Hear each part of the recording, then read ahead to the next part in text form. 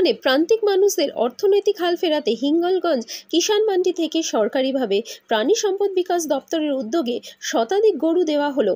হিঙ্গলগঞ্জের একাধিক জায়গায় পশুপালনে উৎসাহিত করার পাশাপাশি এটি কিভাবে লাভজনক ব্যবসায় পরিণত করা যায় তা নিয়ে বিশেষ সচেতনতার পাশাপাশি তাদের হাতে উন্নত প্রজাতির গরু শাবক তুলে দেওয়া হয়। প্রান্তিক পশুপালকদের দেওয়া হচ্ছে যাতে তাদের আর্থিক দুরবস্থা কাটিয়ে উঠতে পারে। দেখুন বিশেষ প্রতিবেদন।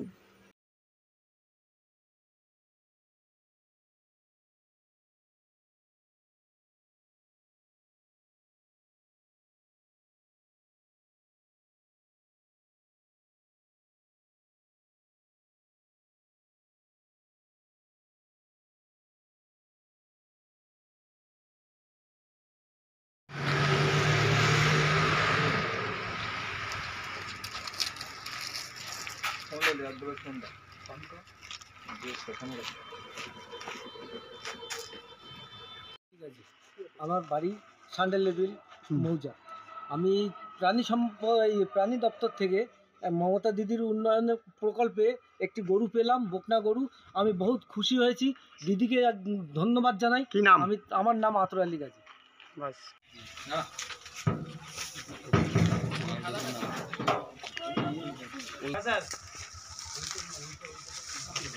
ফটো তুললি সব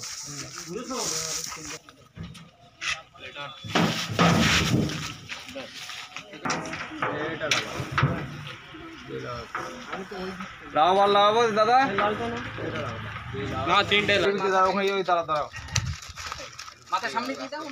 মাথা ঘুরিয়ে দাও। পঞ্চায়েত সমিতি এবং হিঙ্গলগঞ্জ প্রাণী সম্পদ দপ্তরের পক্ষ থেকে সরকারিভাবে আমাদের এই 6টা বেনিফিশিয়ারিকে 6জন বেনিফিশিয়ারিকে 6জন উন্নত জাতের বকনা ক্রসবিট বা গির জাতের বকনা গরু আমরা বিতরণ করা হলো।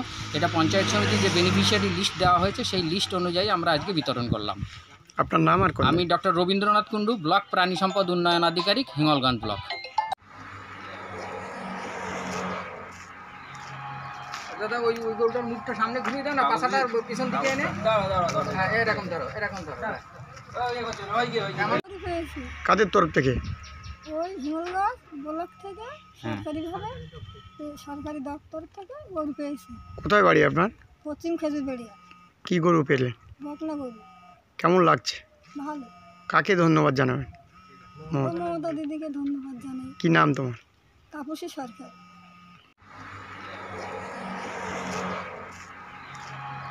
দাদা ওই গরুটার মুখটা সামনে ঘুরিয়ে দাও না, পাশাটা পিছন দিকে এনে হ্যাঁ এরকম ধরো, এরকম ধরো।